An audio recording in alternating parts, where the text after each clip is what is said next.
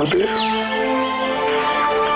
गुरुदेव उसको कहते हैं जिनकी सूरत सहज दल कमल, त्रिकुटी अथवा 10वां द्वार होती हुई सत्य लोक में पहुंचकर सत्य पुरुष से जाकर मिली और उनके रूप में रूप अपना मिला चुकी, वही सच्चे गुरुदेव हैं। गुरुदेव ही सच्चे संत कहे जाते हैं।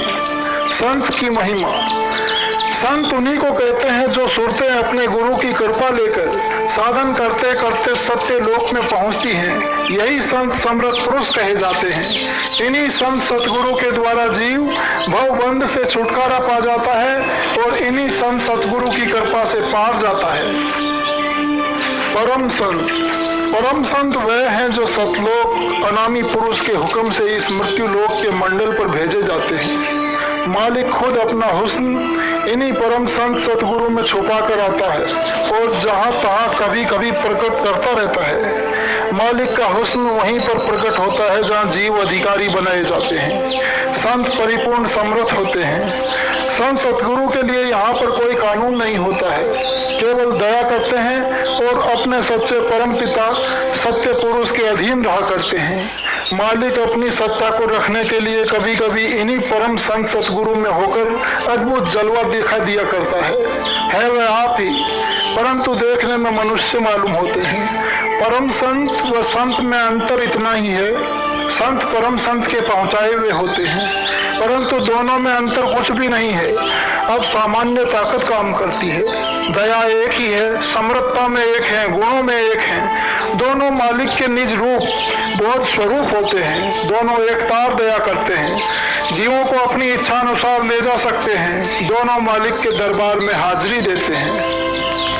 संतों की आंखों से सत्य पुरुष की किरणें निकला करती हैं, जो कि जाति आम मनुष्यों को लाभ पहुंचाती हैं। इन्हीं दया की हुई किरणों से किन्हीं किन्हीं सुरतों का खिंचाव हो जाता है और सुरतें अपने परम प्रकाश को पाने लगती हैं। जिन लोगों ने गुरु के पास पहुंचकर उपदेश ले लिया है और अंतर में नाम अभ्यास करते हैं, अभ्यास करते समय लोगों को जो नजर आता है वह गुरु की खास कृपा होती है।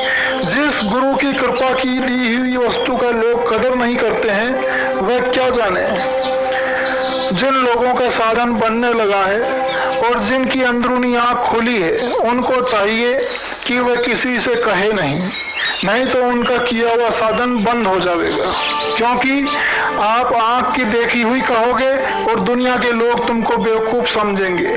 इसलिए सत्य वस्तु की अवहेलना होगी, परमात्मा तुमसे नाराज होगा और भविष्य में उसको पाने के लिए उतना ही तुम्हें कष्ट उठाना होगा। इससे तुम किसी महान आत्मा की अवहेलना कदापि मत करो। बुद्धिहीन व्यक्तियों को यदि महान पवित्र आत्माएं मिल जाती हैं और उनका किसी कारण तिरस्कार कर देते हैं, फिर उनको महान पवित्र आत्माओं के मिलने में सदा संदेह है।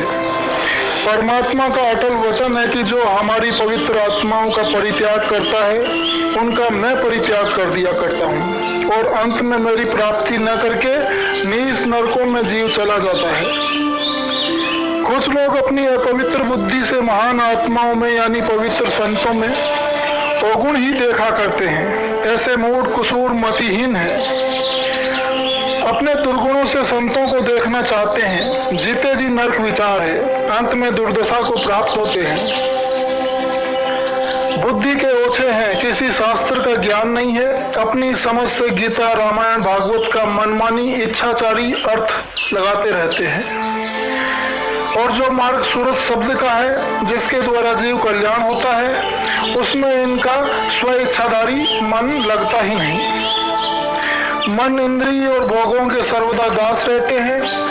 ऐसे इंद्रिय गुलाम मनुष्य सदा स्त्रियों के चेहरे रहते हैं और ऐसे मूढ़ मतिहीन मनुष्यों को स्त्रियां बंदर की भांति नचाया करती हैं। स्त्री भक्त के गुण, जो मनुष्य स्त्री भक्त होते हैं उनमें क्या क्या गुण है। एक तो प्रथम में उन्हें क्रोध सदा व्याप्त रहता है, काम के स्वरूप होते, मोह की रस्सी में सदा अपनी स्त्री और बच्चों के साथ बंधे रहते हैं और अपनी स्त्री और बच्चों को छोड़कर एक पैसा भी दान नहीं देते हैं।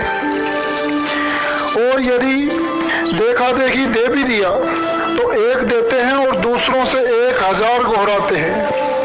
सेवा करना तो दूर रहा, दूसरों से सेवा लेते हैं और अपनी बात के सामने दूसरों की बातों को सदा असत्य और काटते रहते हैं। अपने को बुद्धिमान समझते हैं और पर चुगली में हर वक्त आनंद लेते रहते हैं। चुगली करना तो इस कदर हो जाता है जैसे मानो कुत्ता भौंकता हो, और उस चुगली में दूसरों की सुनते भी नहीं हैं। यदि जरा भी किसी ने कुछ उनके विषय में कह दिया तब तो उनके जानी दुश्मन बन जाते हैं और जहां तक उनका नुकसान पहुंचा सकते हैं वहां तक नुकसान पहुंचाते हैं और अपनी बुद्धि अनुसार अहंकार में चूर रहते हैं। स्त्री भक्त सदा गुरुजनों और उनके प्रेमियों से कपटता, छलता, क्रूरता, द्वेषता, तामसा, अहंकार का व्यवहार करते रहते हैं और सत्य पथ पर चलने वाले प्रेमियों को क्रूरता की ठोकर मारते रहते हैं ताकि उनका सत्य पथ भ्रष्ट हो जाए। स्त्री भक्त सदा शास्त्रों, महात्माओं की महिमा वहीं तक करते हैं जहां तक उनको मान प्राप्त होता रहता है। जरा भी मान और सम्मान में ठेस पहुंची कि महात्मा और शास्त्र लाखों कोस दूर हो जाते हैं। क्या ऐसे क्रूर मति के ओछे मनुष्य भगवान को प्राप्त कर सकते हैं? हरगिज नहीं। स्त्री भक्त में काम वासना इस तरह से प्रज्वलित रहती है जैसे अग्नि जल रही है। उनका शरीर इतना दुबला हो जाता है जैसे बूढ़ा बंदर होता है।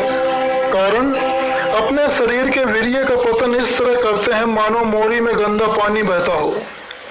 इसी तरह वीर्य का पतन करते हैं।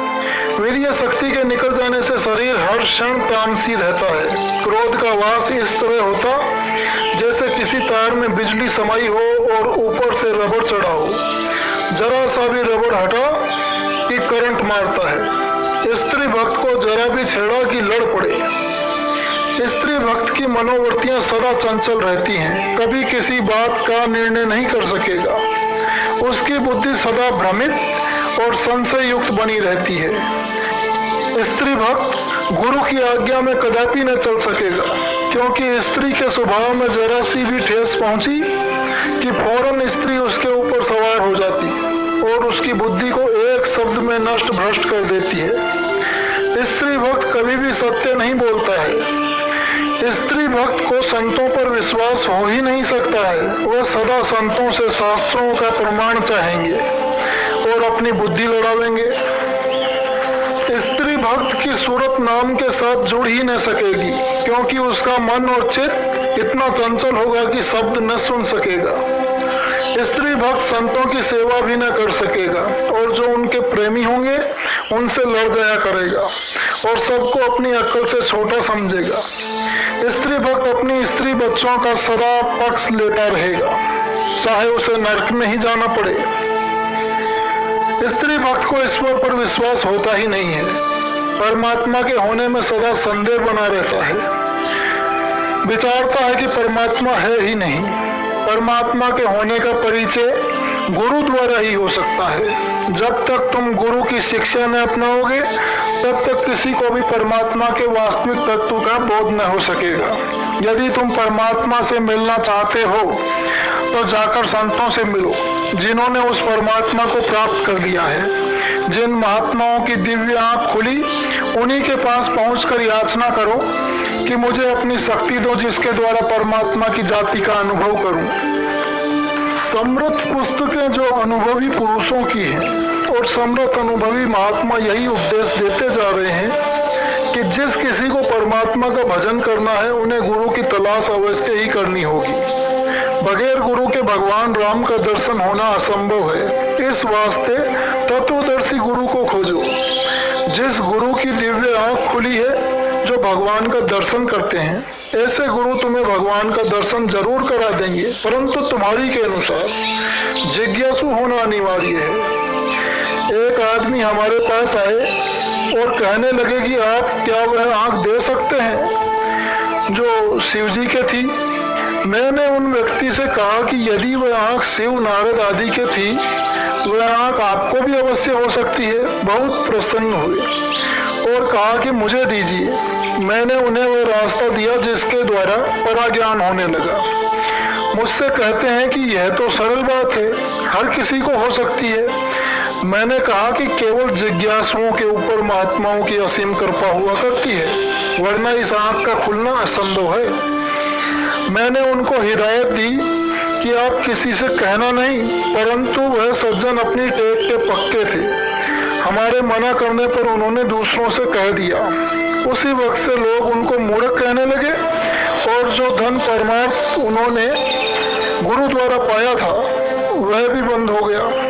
अब आज दूसरे लोगों का मुंह देखते हैं और साधन में तरक्की न होते हुए गुरु की निंदा करनी प्रारंभ कर दी कि गुरु के पास कुछ नहीं है। अपनी गलतियों के कारण गुरु दोषी नजर आ रहा है। अपने सिर पर क्यों कर्म भार लादते हो? तुम्हें शर्म आनी चाहिए और चुल्लू भर पानी में डूब मरना चाहिए जो अपनी गलती नहीं देखते हैं। जो सत्संगी नए और पुराने हैं, जिनको अपने जीव कल्याण के लिए अभी से जतन करना है, उन्हें अपना लेख अमर संदेश में नहीं देना चाहिए, क्योंकि जिनके अंतःकरण में काम, क्रोध, लोभ, मोह और अहंकार की ज्वाला धधक रही है, क्या ऐसे आदमियों के लेख से जाति फायदा आमतौर पर पहुंचा सकते हैं? उन्हें चाहिए कि जो आदेश गुरु सूरत के जगाने का दे, उसी साधन को करना चाहिए और अपनी सोई हुई आत्मा नाम के साथ जोड़कर जगाना चाहिए। जब तक अपने अंदर विकार है तब तक यही जतन करना अनिवार्य है। जरा समझकर कदम रखो, वरना यह नश्वर शरीर स्त्री की वासना में समाप्त करके 84 चले जाओगे। जय गुरुदेव।